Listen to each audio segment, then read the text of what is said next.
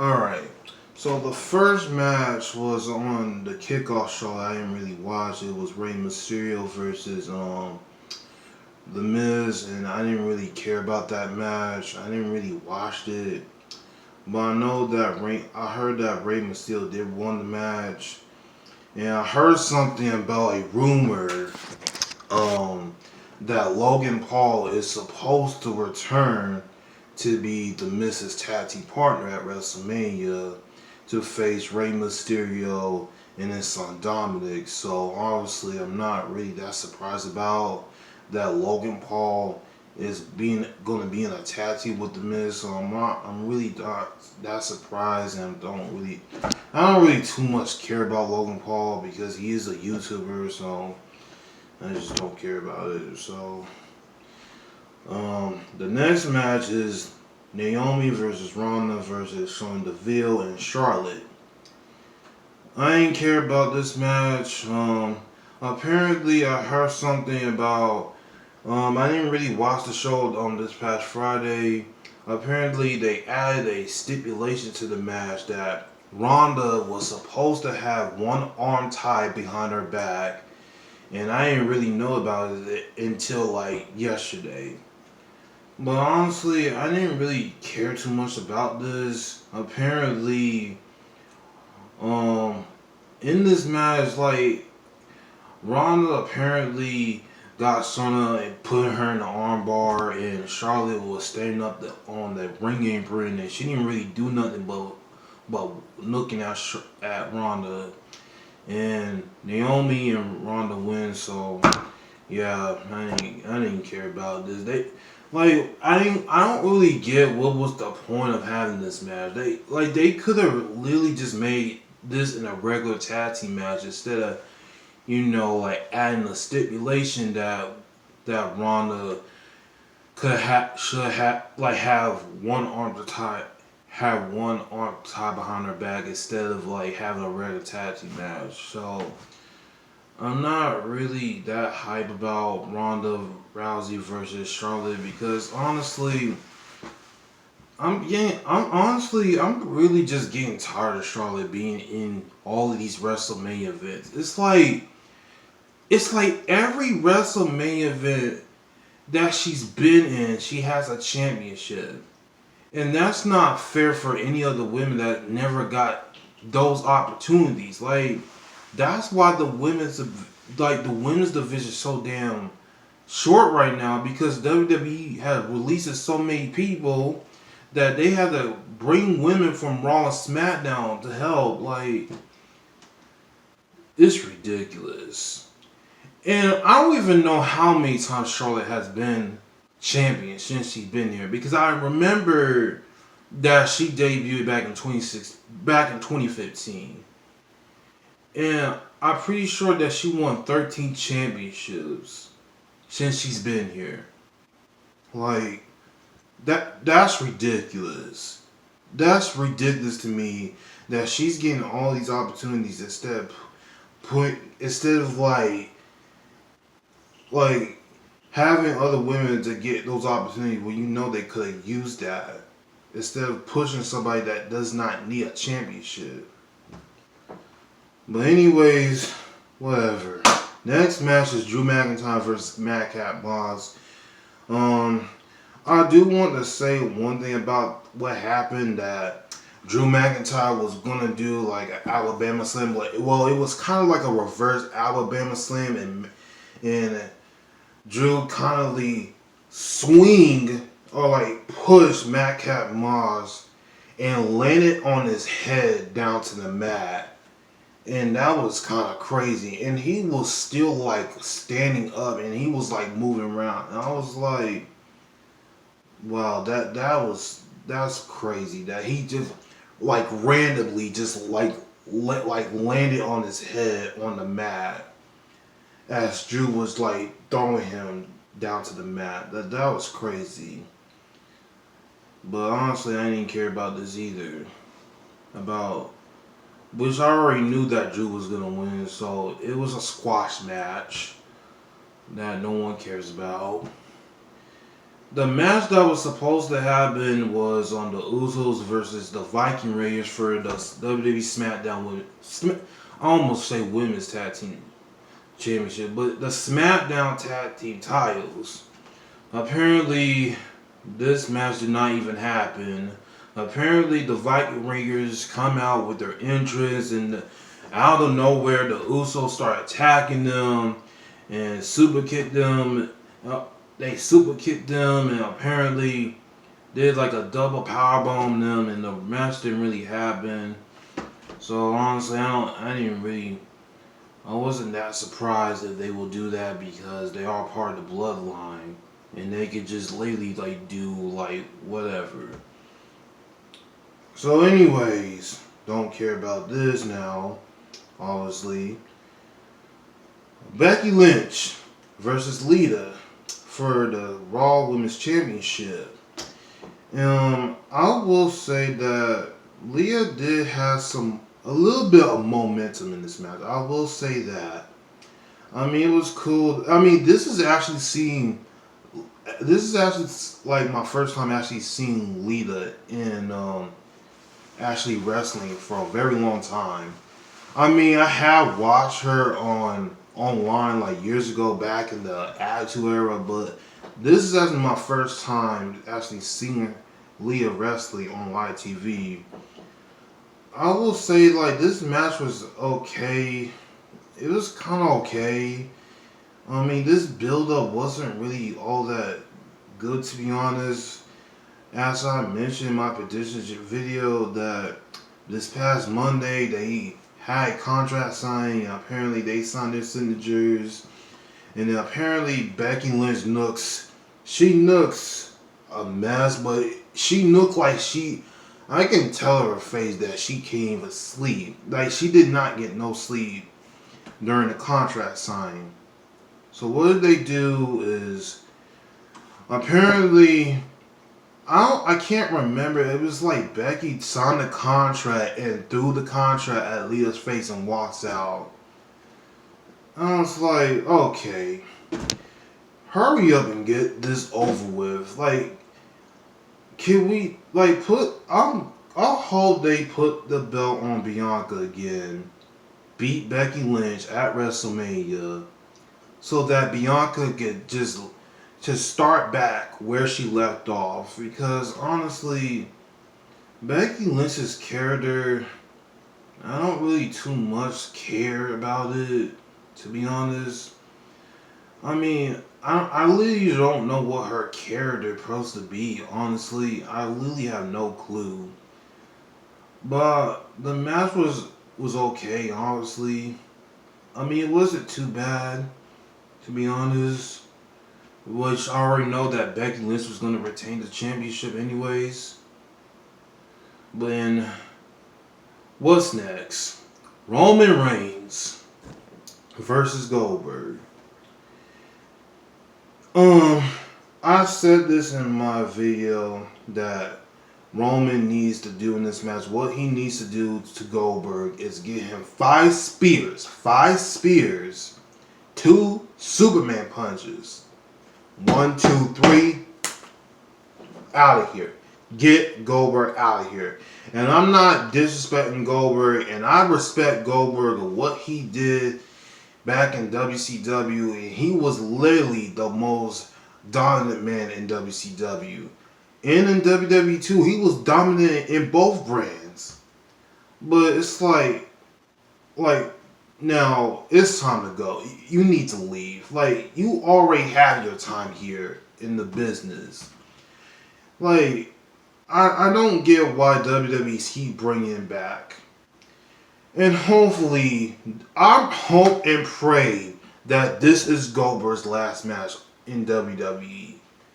I am praying to God this is his last match here in WWE. So apparently in the match that Goldberg hit a spear and apparently was going to do a jackhammer on Roman, and I think Roman countered it and put Goldberg in a guillotine hole, and like Roman did not want to let go. He keeps choking Goldberg. He put him in the guillotine hold so tight that Goldberg he did not tap out or nothing. He just passed out. And I was like, yes. Goldberg did not win the title. Thank God Roman still retains the Universal Championship, and I'm glad he still got it. But now they can move on. They can have their separate ways now. This match has finally got out of the way. Move on to something else. And I'm glad that Roman wins the Universal Championship again. Well, retain it, obviously. Obviously, he retains. But honestly, I ain't care. There's matches on here that wasn't really all that great. It just wasn't. I mean, it has some spots, some wild spot moments in here, but it wasn't really all that great, to be honest. In the last match, it's the wait. I almost skipped a match.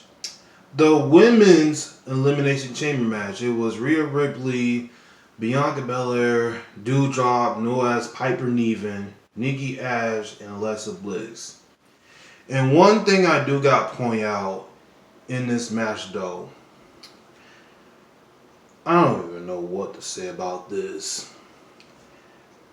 As Alexa comes down to her entrance, she gets inside the chamber. And what do I see when she gets inside the chamber into the pod? They put a swing set, they literally put a swing set inside her chamber, apparently for her. And I was like, what the fuck is this, yo? Like, everybody else is standing up in their pods, but they literally put a child swing set inside her pod. And I literally cannot get over that. Like, dude, I still can't get over that. That they put a child swing set inside Alexa's pod just for her. That is just... Okay, back to the match. And I already know that Bianca win this match, which I already knew that she was going to win to face Becky Lynch at WrestleMania. Hopefully Bianca beats Becky Lynch for the Raw Women's Championship at WrestleMania, so she can get back to where she was before. Also, and the last match is the men's elimination chamber match. I can't find. Okay, it's right here. It was Bobby Lashley, AJ Styles, Austin Theory, Brock Lesnar, Matt Riddle, and Seth Rollins. Everything about this match was okay from the beginning. But Seth Rollins picks up Austin Theory and he got him as like he was about to do a power bomb. As Seth was about to do the buckle bomb, Seth literally threw Austin Theory to the pod where Bobby Lashley was in. But then Bobby ended up getting a concussion, hitting like the back of his head from like towards like the behind like the pod door or like the pod glass, like the plastic door or what. And not only that, but officials came down there to check on him, and apparently he had to be taken out from the match, so he never really returned. Not only that, another most thing that happened that they literally showed the light that Bobby was supposed to get out and enter inside the ring. But not only that, Brock Lesnar refused not to wait in his pod. So he's kicking the pod door. And he was like, yeah, know what? Fuck this. I'm kicking. I don't care. I'm not waiting. I'm kicking this. I'm beating this match. I don't care. I'm not waiting. So I'm kicking myself out of this pod and destroying everybody. Like, I knew that Brock was gonna, like, destroy everybody. Once Brock Lesnar got into the match, oh, it's over now. It's over. What happened to Seth Rollins? He hit Seth Rollins with F5, 1, 2, 3. He eliminated. He eliminated Matt Riddle at F5, 1, 2, 3. He's eliminated. And then he eliminated AJ Styles at F5, 1, 2, 3. Out of here. Like, he's, like, eliminated people. Like, just get the match over with. Like, I don't care about these guys. I don't care about these guys in the ring. I just want this over with.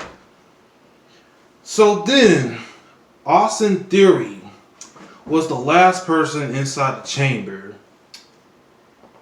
And this was the craziest spot.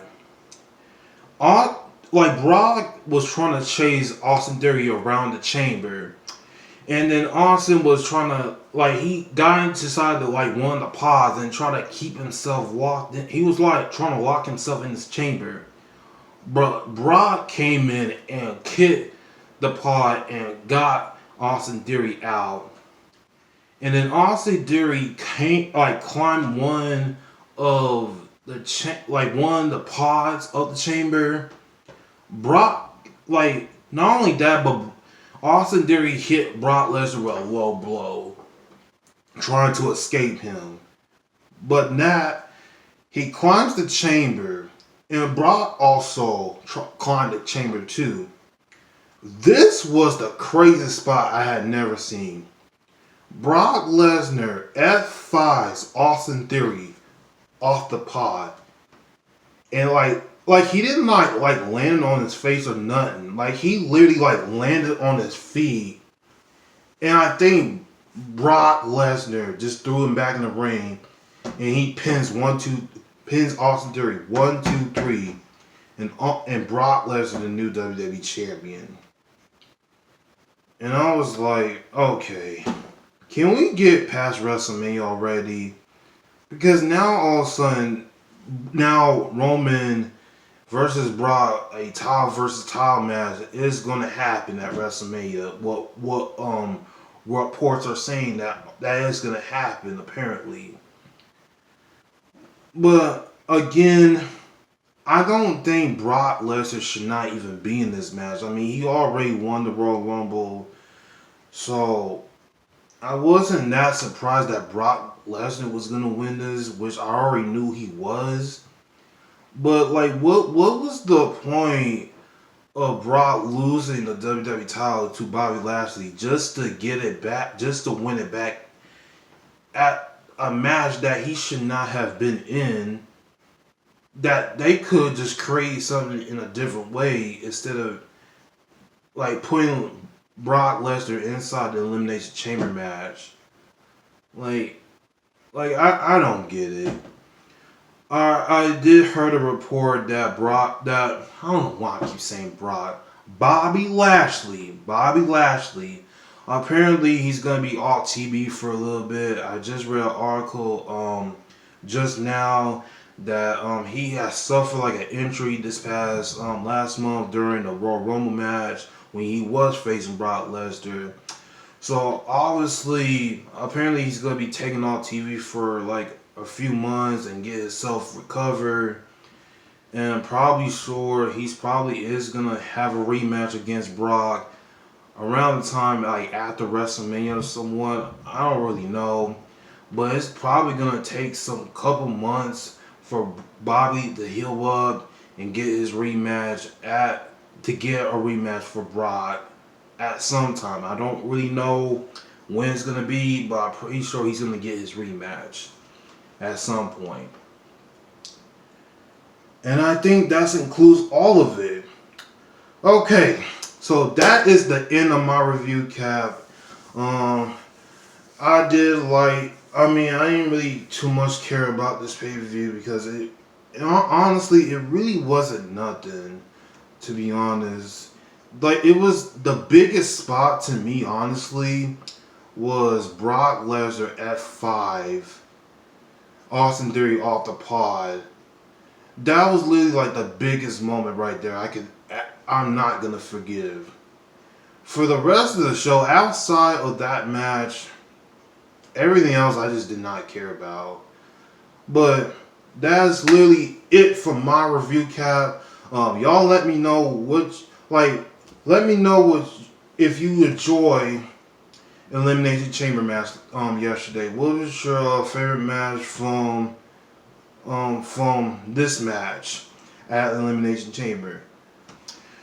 And that's literally it for me. But y'all let me know what your thoughts about the Elimination Chamber, and also go ahead and follow me all social medias down below. I'll be back with another video. Peace.